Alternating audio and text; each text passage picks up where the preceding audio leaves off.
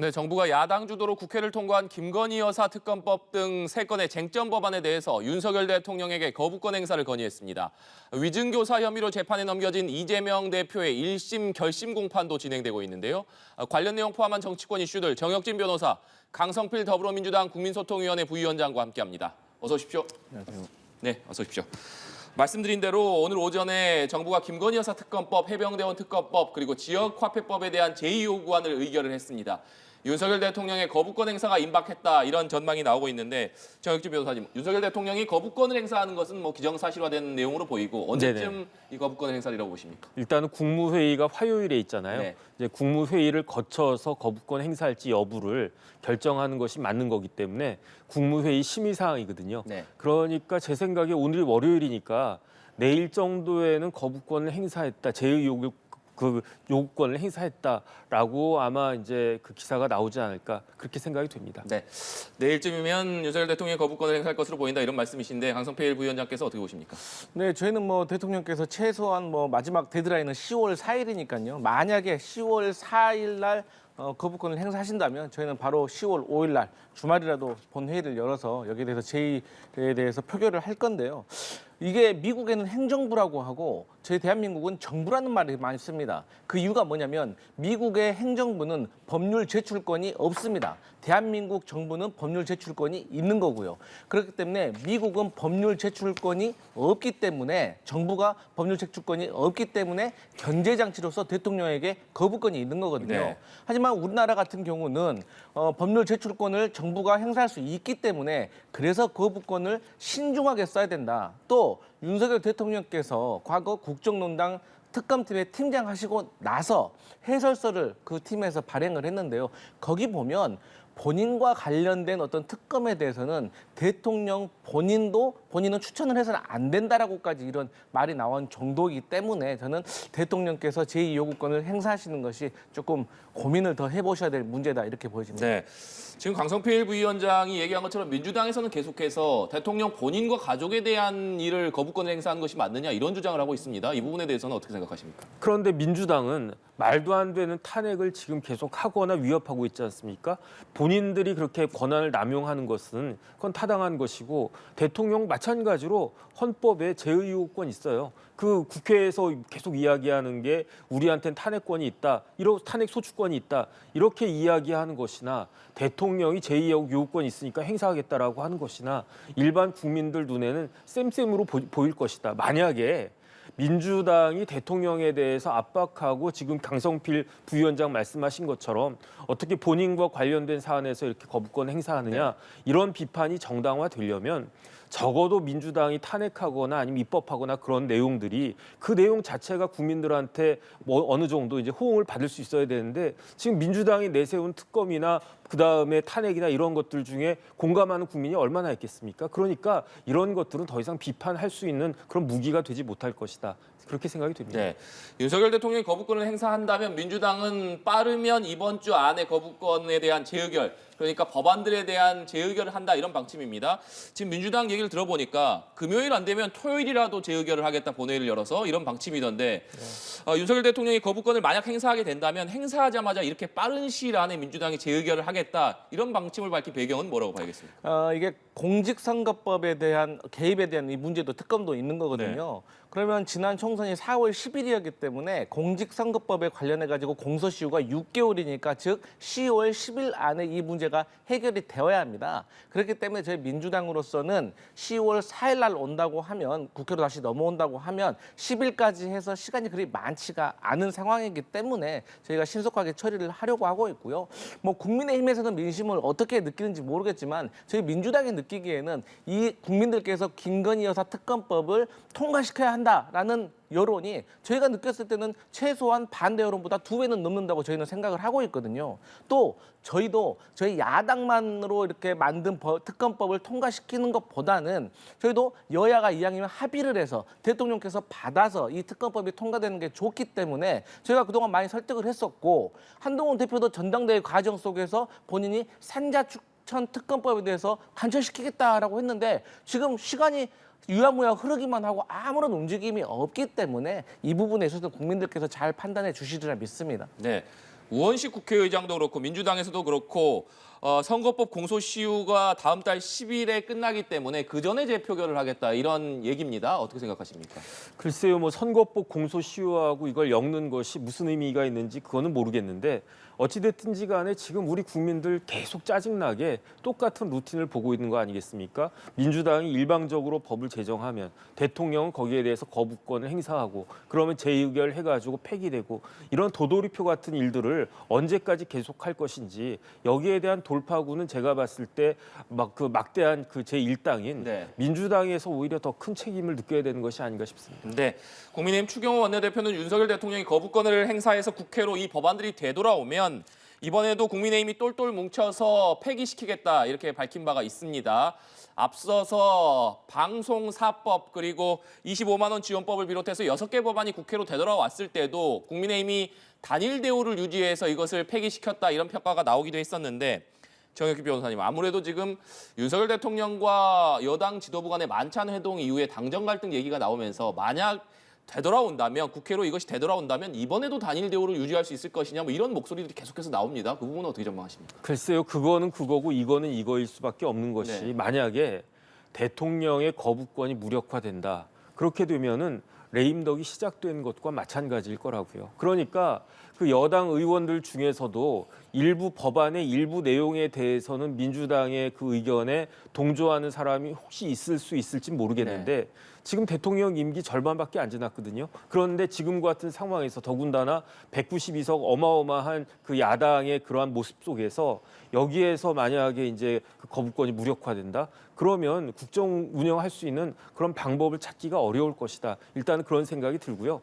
그러니까 내부적으로 대통령실에 건의하는 건 건의하는 거고 네. 그다음에 이런 제의 요건에 대해서 이런 것들을 부결시키는 거는 부결시키는 거고 각각으로 생각하지 않을까. 그렇기 때문에 여기에서 뭐 통과가 되는 재의결을 통해 가지고 다시 통과가 되는 일은 아마 기대하기 어렵지 않나 하는 생각이 듭니다. 네, 역시 이번에도 국민의힘은 단일 대우를 좀 유지할 것으로 전망해 주셨습니다. 강성필 부위원장께서는 어떻게 보십니까? 네, 저는 개인적으로 이번에 재표결에서도 아마 국민의힘에서 이탈표가 나올 수는 있겠지만 그게 8표 이상을 넘기는 좀 어려울 듯 싶습니다. 그 이유는 아주 간단합니다. 지금 특검이 만약에 통과가 되면 이 국민의힘이라는 여당이 침몰을 할 수도 있습니다. 그러면 지금 국민의힘 대선 주자들부터 또 현역 의원들부터 그것을 바라지는 않을 겁니다. 왜? 각자의 정치인으로서 다음 정치 생명에 위협을 받을 수가 있기 때문인 거죠.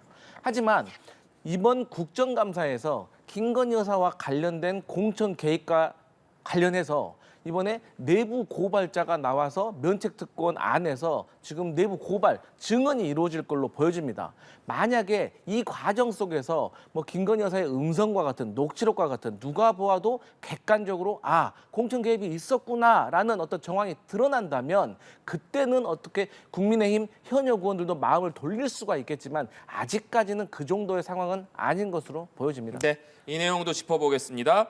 더불어민주당 이재명 대표의 위증교사 혐의 1심 재판의 결심 공판이 진행이 되고 있습니다. 그런데 지난해 9월에 법원에서 이 대표의 구속영장을 기각하면서 위증교사 혐의에 대해서 소명되는 것으로 보인다 이렇게 판단을 했기 때문에 오늘 검찰의 구형이 과연 어떻게 될 것이냐 관심이 쏠리고 있는데 먼저 정혁진 변호사께서는 네네. 오늘 검찰이 과연 어떻게 구형을 할 것이냐 그리고 조만간에 1심 선고 공판이 있을 것이기 때문에 검찰의 구형과는 별개로 그렇다면 법원의 1심 선고는 좀 어떻게 예상하십니까? 일단 제가 봤을 때 법정 최고형이요. 징역 5년입니다. 네. 그 뭐 3년이라고 이야기하는데 그거는 양형 기준일 뿐이고 형법에는 징역 5년 또는 벌금 1,000만 원 이하를 그 선고하도록 그렇게 규정이 되어 있는데요. 그런데 양형 기준에 따르면 가중 사유가 있을 때는 징역 3년까지 가능하다라고 보여지기 때문에 그런데 제가 봤을 때 지금 이 위증교사죄는요. 이 대표적인 가중 사유가 있단 말이죠. 대표적인 가중 사유가 3가지인데 위증보다 위증교사를 더 엄하게 처벌해라. 두 번째는 피지휘자한테 위증교사했을 땐 더 엄하게 처벌해라. 네. 세 번째로는 이게 재판의 결과에 실질적으로 영향을 미쳐서 유죄가 나올 걸 무죄로 나왔을 때는 제일 강하게 처벌해라. 이렇게 되어 있단 말이죠. 그런데 이재명 대표 이 케이스는 이 3가지에 다 해당이 된단 말이죠. 그러니까 제 생각에는 최소한 검찰에서는 징역 3년을 구형할 것이다라는 생각이 들고요. 네. 조금 전에 앵커께서 말씀하셨듯이 작년 9월 27일에 유창훈 부장판사가 구속영장 기각하면서 그럼에도 불구하고 위증은 소명되는 것으로 보인다 그랬단 말이에요. 이 위증교사죄가 어려운 재판이 아니에요. 복잡한 재판이 네. 아니에요. 딱딱 떨어지는 재판이고 거기에다가 실질적으로 위증을 했던 그 본인이 이건 내가 그 위증을 한 거 맞고 그다음에 이런 것들에 있어서 압력이 상당한 중압감이 있었고 그 중압감을 행사한 사람이 이재명 대표다. 이렇게 다 증언하지 않았습니까? 녹취록도 있지 않습니까? 그러니까 여기에 대해서 무죄가 나올 확률은 제가 봤을 때 없을 것 같고 그다음에 여러 가지 것들 종합해 봤을 때 실질적으로는 선고는 한 징역 1년 6개월에서 2년 정도가 나오지 않을까 저는 그렇게 예측이 됩니다. 네, 이재명 대표 오늘 법원에 들어가기 전에 검찰의 조작, 녹취록도 교묘하게 왜곡됐다 이런 취지의 강한 비판의 발언을 쏟아냈습니다. 어떻게 보십니까? 이재명 대표로서는 사실 상당히 억울한 면이 있죠. 이 사건이 처음 발단된 게 22년 전으로 가야 됩니다. 당시에 그 성남시장에 대해서 비위 행위에 대한 의혹이 있었는데 그거를 KBS PD가 취재를 하고 있었어요. 근데 취재가 잘 안 되는 거예요. 그때 당시에 이재명 당시 시민운동을 하던 변호사에게 도움을 받았다는 거예요. 그런데 이 PD가 그 당시 현직 시장한테 전화를 걸어가지고 검사를 사칭한 겁니다. 그런데 마치 이 사건에 대해서 국민들은 이재명 대표가 전화를 해서 저 검사인데요 라고 오해를 하고 있어요. 이재명 대표는 당시에 PD가 전화한 걸 옆에서 조력, 도와줬다라는 어떤 혐의를 받아가지고 그때 이제 벌금 150만 원을 받은 것이죠. 그런데 사실 이것도 이상한 것이 이재명 대표의 주장입니다만 당시에 주범이었던 그 PD는 선고 유예를 받았습니다. 하지만 공범이고 도와주었던 이재명 대표는 벌금 150만 원을 받았어요. 쉽게 말해서 도둑질을 하는 사람을 망봐준 그 공범이 어떻게 도둑질한 당사자보다 더 많은 형을 받을 수가 있습니까? 이재명 대표는 이게 억울하다는 것을 토론에서 말한 것이 허위사실 유포가 돼서 여기까지 온 거기 때문에 물론 유창훈 전 판사가 영장 전담 실질심사 할 때 뭐 소명된다라는 식으로 말씀하셨지만 이 사건 2년 동안 심사를 한 거랑 유창훈 판사가 뭐 3, 4일 정도 한 거랑 어떻게 깊이가 똑같을 수가 있겠습니까? 그래서 녹취록도 30분 전체를 다 들어보면 재판부에서 현명한 판단을 할 것이라 그렇게 믿습니다. 네, 강성필 부위원장께서는 재판부가 현명한 판단을 할 것이다 이렇게 예상을 해주셨는데 이재명 대표 모두 4개의 재판을 받고 있습니다. 최근에 공직선거법 위반 혐의와 관련해서 검찰의 구형이 있었고 이것의 1심 선고가 11월 15일에 예정이 됐습니다. 그리고 위증교사 혐의에 대해서 검찰의 구형이 조금 있다가 나올 것이기 때문에 이 선고도 조만간 있을 것으로 보이는데 그렇다면 올해 모두 2개의 건에 대해서 1심 선고가 있는 셈입니다. 자, 어떤 결과가 나올지는 알 수 없습니다만 일단 네. 1심 선고가 올해 안에 2가지 나온다는 것 이재명 대표 체제에 어떤 영향을 미치리라고 보십니까? 일단은 지금까지는 사법 리스크라고 해도 네. 재판이 진행 중인 것이었기 때문에 미완의 사법 리스크에 불과했거든요. 하지만 1심 판결이라도 나오는 순간 1심 판결 나오면 앞으로 항소심 대법원까지 어느 정도 가늠이 되지 않겠습니까? 그래서 만약에 1심에서 그 징역형이 나오고 그걸로 인해서 피선거권이 박탈되는 것이 눈에 보인다. 그렇게 된다라고 하면 지금까지는 추상적으로 느껴졌던 사법 리스크가 구체화될 수밖에 없을 것이다. 더군다나 지금 이 공직선거법 재판은요. 재판부가 위법한 행동을 한 거예요. 네. 직무유기를 한 거예요. 왜냐하면 법에 다른 사건에 우선해서 6개월 내에 끝내라고 되어 있는데 이거 2년 2개월 걸렸습니다. 이거는 위법한 거 아니겠습니까? 그러니까 여기에 대해서 오늘 조희대 대법원장이 앞으로 재판 빨리 하겠다 이 말씀하셨잖아요. 그러면은 공직선거법도 그렇고 위증교사는 1년 걸렸거든요. 네. 그러니까 앞으로 2년 반 뒤에 대선이 있을 거기 때문에 제 생각에 공직선거법이나 위증교사죄나 1년 이내에 대법원까지 나올 것이다. 그 생각을 할 수밖에 없지 않겠습니까? 지금 대법원장은요. 김명수 대법원장이 아니고 조희대 대법원장이란 말이에요. 그러면은 만약에 지금같이 1급 체제로 쭉 가다가 그러다가 대선을 코앞에 두고 피선거권이 박탈된다. 이렇게 되면 어떻게 되겠습니까? 이런 부분들에 대한 문제의식을 민주당 내에서는 충분히 할 수밖에 없는 그런 상황이 될 것이고 그렇게 되면 이른바 이재명 1급 체제는 흔들릴 수밖에 없지 않을까. 전 그렇게 예상이 됩니다. 네. 정혁진 변호사님의 전망입니다만 대법원 최종 결과까지 1년 이내에 나올 것으로 보인다. 자, 만약에 가정입니다만 이렇게 된다면 이것이 이재명 대표의 지금 리더십, 지도 체제에 어떤 영향을 미친다 이렇게 봐야겠습니까? 일단 1심 결과도 이재명 대표로서는 무죄를 확신하고 있습니다. 네. 그리고 야당의 많은 지지자도 그렇게 믿고 있죠. 그런데 만약에 유죄가 나온다고 하더라도 1심 상황에서는 전혀 그 이재명 대표 체제가 흔들리지 않는다. 그 이유는 아주 간단합니다. 앞서 이제 위중교사와 관련해서 말씀드렸잖아요. 근데 공직선거법 같은 경우도 고 김문기 처장을 알았냐 몰랐느냐, 그리고 국토부와 관련해서 협박을 느꼈냐 못 느꼈냐. 쉽게 말해서 이 대장동이라는 큰 수십억, 수백억의 이권이 왔다 갔다 한 상황에서 이재명 당시 성남시장이 뭐 뇌물, 검은 돈을 받았냐 뭐 안 받았느냐, 사실 이게 중요한 본질이거든요. 그런데 이것을 설명하는 과정 속에서 사람을 알았냐 몰랐냐, 협박을 받았냐 느꼈냐 못 느꼈냐를 가지고 야당의 유력한 대선 후보를 다음 선거에 못 나가게 하는, 말 몇 마디 때문에 못 나가게 한다는 것이 야당의 지지자들이 봤을 때는 불합리한다는 거죠.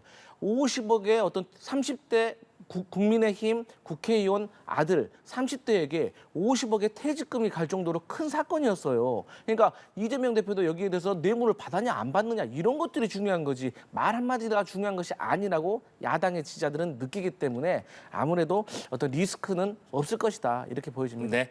이 내용도 짚어보겠습니다. 정부가 적정 의료 인력 산출을 위한 추계 기구를 신설을 하고 의료계의 요구를 반영하겠다 이렇게 밝혔습니다. 의대 증원 문제 해결의 실마리가 될 수 있을지 주목이 되는데 민주당에서는 2,000명 증원이 합리적이고 과학적이다 이렇게 얘기를 해놓고서 왜 이제서야 추계 기구가 필요한가 이렇게 비판을 하고 있습니다. 먼저 이 추계 기구를 정부가 만들겠다라고 했는데 이 부분에 대해서 정익진 변호사께서는 어떻게 보고 계십니까? 저는 2,000명이 뭐가 중요하나 싶고요. 네. 추계 기구가 무슨 의미가 있나 싶습니다. 지금 진짜 중요하고 그다음에 우리 국민들이 바라는 건 뭐냐면은 의사들이 현장에 복귀하는 거예요. 그래서 의료 현장이 정상화되는 걸 그걸 국민들이 네. 원하는 거 아니겠습니까? 만약에 이런 추계 기구를 통해 가지고 의사들이 좋다. 이 정도면 우리가 다시 복귀해 가지고 열심히 일을 하겠다. 이러면 추계 기구가 의미가 있겠죠. 네. 그런데 그렇지 않지 않습니까? 그다음에 야당도 마찬가지예요. 뭐 2,000명 운운하면서 정부를 조롱할 때입니까? 제가 봤을 때 야당도 지금 제1당으로서의 책임을 져야 되는데 문제 해결할 생각은 전혀 없는 것이 아닌가. 저는 그렇기 때문에 이런 부분들에 대해서 그 정치가 여야 공이 진짜 얼마나 큰 문제가 있다라고 하는 것을 우리 국민들이 이 의료 문제를 통해 가지고 실감하고 있는 그런 현장인데, 그런데 중요한 거는 국민들의 생명과 건강을 언제까지 이렇게 방치할 것인가. 이거는 여당, 야당, 의사 다 저는 그 책임이 있다 그렇게 생각이 됩니다. 네, 강성필 위원장님. 근데 이제 정부가 갑자기 그 추계 기구를 신설하겠다라고 하는 것은 저희 야당이 느끼기에는 아마도 한동훈 대표와 윤석열 대통령과의 갈등 사이에서 이 의료 대란 해결의 어떤 주도권을 누가 가져가나를 두고 조금 힘겨루기를 하는 것이 아닌가. 그래서 사실 한동훈 대표가 제안했던 여야 의정 협의체하고 지금 정부가 말하는 어떤 추계 기구 신설하고 저는 별 차이가 못 느끼고 있습니다. 이름만 좀 다를 것 같아요. 그래서 정부로서는 새로운 판을 좀 깔아보려고 하는데 여기서 공통점은 뭐냐면 결국 의사업계에서는 둘 다 지금 참여를 하지 않고 있다는 거예요. 그래서 저희 야당도 이미 한동훈 대표와 뜻을 거의 일치하고 있습니다. 2025년도 증원부터 백지화의 가능성을 열어놔야지 일단 의사들이, 전공의들이 테이블에 앉을 것이 아니냐. 테이블에 앉아야지 2025년도든 2026년도든 뭔가를 얘기를 할 것인데 아직 2025년도 안 돼. 2026년도부터 우리는 얘기할 거야 라고 정부, 대통령실에서 이렇게 고집을 부리고 있으니까 아무것도 이루어지지 않는다. 그래서 추계 신설 기구든 여야 의정 협의체든 결국에는 대통령께서 정부에서 조금 열린 자세로 마음을 고쳐 먹어야 이 문제가 좀 해결의 실마리를 찾지 않을까 그렇게 보여집니다. 네. 마지막으로 이 내용 짚어보겠습니다. 지난주에 한 시민단체가 주최한 탄핵의 밤 행사가 논란이 되고 있습니다. 민주당 강두구 의원 주선으로 국회에서 이 탄핵 행사가 열렸기 때문인데 민주당은 일부 의원의 개별 행동이다 이렇게 선을 그었습니다만 국민의힘 추경호 원내대표 민의의 전당이 국회에서 헌정질서 파괴 선동 행사가 열렸다. 반헌법적 행사를 허용한 국회 사무처에 책임을 묻겠다 이렇게 강하게 비판을 했습니다. 먼저 국민의힘에서는 이것이 민주당 강두구 의원의 주선으로 열렸기 때문에 맹 비난을 쏟아내고 있는 상황인데 국회에서 이 탄핵의 밤 행사가 열린 것에 대해서 어떻게 보고 계십니까? 저희 민주당이 생각을 했을 때는 네. 민의의 전당이 국회에서 충분히 국민의 대표자가 국민들과 함께 이런 정도 얘기할 수 있지 않나 생각을 하고요. 이 그 행사의 성격에 대해서 말씀드리면 이건 문화재 같은 성격입니다. 탄핵 집회가 아닌 거예요. 그러니까 그동안 촛불 행동 회원들이 수개월 동안 어떤 이런 행동들을 하면서 집회를 하면서 힘들었던 돈도 쓰고 마음도 다치고 시간도 투자했기 때문에 이걸 서로 좀 위로하자는 의미에서 어떤 행사를 했던 문화재 측면이고 어쨌든 여기에 대해서 강북구 의원이 행사장을 대여를 해줬기 때문에 마지막에 나와서 본인의 어떤 정치적인 말을 했던 것이고 이분이 양평 고속도로하고 주가 조작에 대해서 민주당에서 최일선에서 싸웠던 분이기 때문에 이분이 그것을 행사에 조금 도움을 줬던 것이지 문화재 성격이었다 이렇게 보여집니다. 네, 장혁진 변호사께서는 어떻게 평가하십니까? 일단 하다 제가 태어나서 처음 본 게 대통령 탄핵 청원 청문회거든요. 그러다가 이제는 진짜 대통령 탄핵의 밤까지 보게 생겼구나 이런 생각이 드는데 민주당은 똑바로 해야 됩니다. 만약에 대통령에게 탄핵 사유가 있다라고 생각하면 정식으로 탄핵 소추안을 발의하세요. 그거 충분히 할 수 있습니다. 탄핵 소추안은 발의하지 않고 무슨 청원에 무슨 밤 이런 거 백날 해봤자 국민들한테 비아냥거리밖에 되지 않는다 그런 생각이 들고요. 네. 저는 민주당이 윤석열 대통령에 대해서 진짜로 탄핵 사유가 존재하는지 여부는 말에 달려있는 게 아니에요. 뭐에 달려있느냐. 이번 달에, 그러니까 다음 달에 헌법재판관 3명이 퇴임하는데 이 헌법재판관 3명이 채워져야 됩니다. 만약에 헌법재판관이 7명이 안 되고 6명밖에 없는 상황이라고 하면 탄핵소추안이 의결돼도 탄핵이 되지 않아요. 대통령도 탄핵시킬 수 없고 아무도 탄핵시킬 수 없습니다. 저는 이제 똑똑히 볼 건데 만약에 민주당이 헌법재판관 전혀 임명하지 않으면서 질질질 끌면서 헌법재판소를 무력화시킨다. 그래놓고 대통령을 탄핵하겠다라고 한다. 이건 탄핵하지 않겠다는 이야기랑 똑같거든요. 어떤 모습을 보여줄 것인지에 대해서 우리 국민들이 민주당에 대해서 진짜 두 눈 부릅뜨고 볼 것이다. 그런 생각이 듭니다. 네, 알겠습니다. 오늘 두 분 말씀 여기까지 듣겠습니다. 지금까지 정혁진 변호사, 강성필 더불어민주당 국민소통위원회 부위원장과 함께했습니다. 오늘 말씀 고맙습니다.